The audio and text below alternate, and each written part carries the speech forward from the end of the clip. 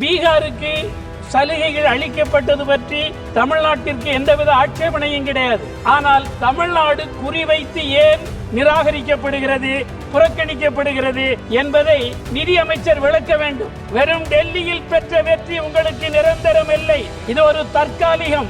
அதுவும் நீங்கள் வெற்றி பெற்றதற்கு காரணம் எதிர்க்கட்சிகளில் ஏற்பட்ட பிளவு உங்களுக்கு ஒரு வாய்ப்பளித்திருக்கலாம். கார்ப்பரேட் பெருமுதலாளிகளுக்கு நீங்கள் வந்த இந்த 10 ஆண்டுகளில் எவ்வளவு வரி சலுகை வருடந்தோறும் அளிக்கிறீர்கள், அதேபோல் அவர்களுக்கு எவ்வாறு கடன் ரத்து செய்தீர்கள், அதேபோல் அவர்களுடைய கார்ப்பரேட் டாக்ஸ் எவ்வளவு குறைக்கப்பட்டீர்கள், இதனால் அரசின் கஜானாவுக்கு எவ்வளவு காலியாகியிருக்கிறது, குறைந்திருக்கிறது என்பதை ஒரு ஒயிட் பேப்பர் பிளேஸ் பண்ண வேண்டும். மாண்புமிகு உறுப்பினர் திரு சுப்பராயன். ஸ்பீக்கர் சார், இந்த பட்ஜெட் மக்கள் நலன் சார்ந்த பட்ஜெட் அல்ல, கார்ப்பரேட் நலன்களை மட்டுமே முக்கியமாக கொண்டு முன்வைக்கப்பட்டுள்ள பட்ஜெட் என்று தெரிவிக்க விரும்புகிறேன். இந்த நாட்டின் செல்வத்தை படைக்கிற தொழிலாளர்களும் விவசாயிகளும் இந்த பட்ஜெட்டில் நிராகரிக்கப்பட்டுள்ளார்கள். அதே நேரத்தில் இது பற்றி விரிவாக சொல்லுவதற்குரிய நேரம் இல்லை. ஒரு சில நிமிடங்களில் விரித்து சொல்ல வழி இல்லை.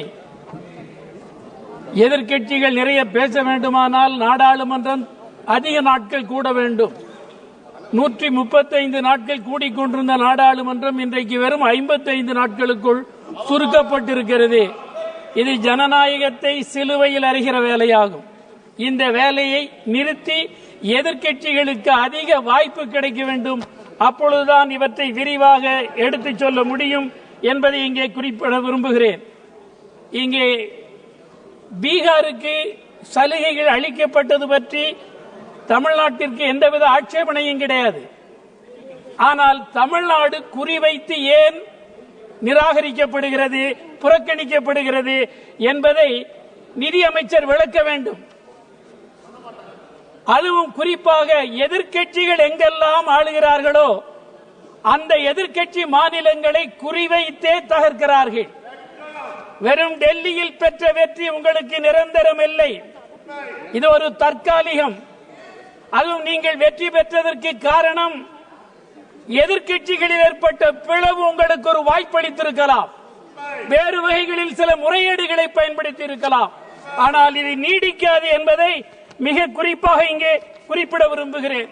திருக்குறள் இருக்கிறது, ஆனால் நியாயம் இல்லை, நீதி இல்லை. அதே போல கிராமத்தை வேலை வாய்ப்பை அதிகரிக்க வேண்டும் என்றால் நீங்கள் என்ன செய்ய வேண்டும்? யுபிஏ கவர்மெண்டால் முன்வைக்கப்பட்ட கிராமப்புற வேலை உறுதியளிப்பு திட்டத்தை மேலும் ஸ்ட்ரெங்தன் செய்திருக்க வேண்டும், பலப்படுத்தி இருக்க வேண்டும்.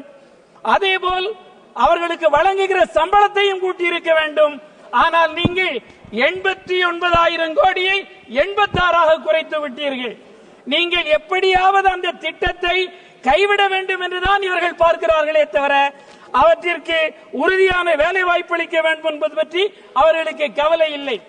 கார்ப்பரேட் பெருமுதலாளிகளுக்கு நீங்கள் வந்த இந்த 10 ஆண்டுகளில் எவ்வளவு வரி சலுகை வருடந்தோறும் அளிக்கிறீர்கள், அதேபோல் அவர்களுக்கு எவ்வாறு கடன் ரத்து செய்தீர்கள், அதேபோல் அவர்களுடைய கார்ப்பரேட் டாக்ஸ் எவ்வளவு குறைக்கப்பட்டீர்கள், இதனால் அரசின் கஜானாவுக்கு எவ்வளவு காலியாகியிருக்கிறது, குறைந்திருக்கிறது என்பதை ஒரு ஒயிட் பேப்பர் பிளேஸ் பண்ண வேண்டும். அப்பொழுதுதான் நீங்கள் என்ன யாருக்காக ஆண்டு கொண்டிருக்கிறீர்கள் என்பது தெளிவாக வெளிப்படும். அதேபோல பொதுத்துறை எப்பொழுது பார்த்தாலும் ஜவஹர்லால் நேருவை குறை சொல்வதையே குறியாக வைத்திருக்கிற நீங்கள் அவர் கட்டி காப்பாற்றி நாட்டு மக்களின் சொத்தாக விட்டு போனதுதான் பொதுத்துறை நிறுவனங்கள். அந்த பொதுத்துறை நிறுவனங்கள் மக்களின் சொத்து. மக்களின் சொத்தை விற்கிற உரிமையை நீங்கள் எங்கிருந்து பெற்றீர்கள்? எப்படி மக்கள் விரோதமாக இதை செய்யலாம்? மக்களின் அனுமதி பெற்றீர்களா? இல்லை.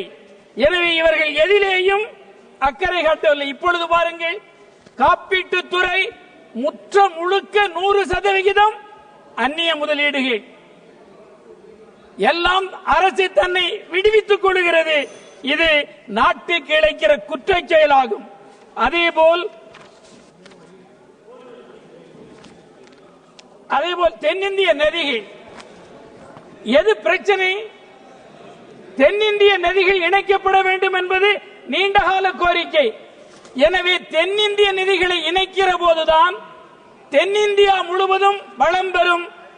அதேபோல் வறட்சி இருக்காது, வெள்ளப்பெருக்கால் பாதிப்பு ஏற்படாது. இவற்றை நிறைவேற்ற வேண்டும். இந்த அரசாங்கத்தின் சாதனை எது? ஒரு ரூபிளுக்கு எவ்வளவு, ஒரு டாலருக்கு எவ்வளவு?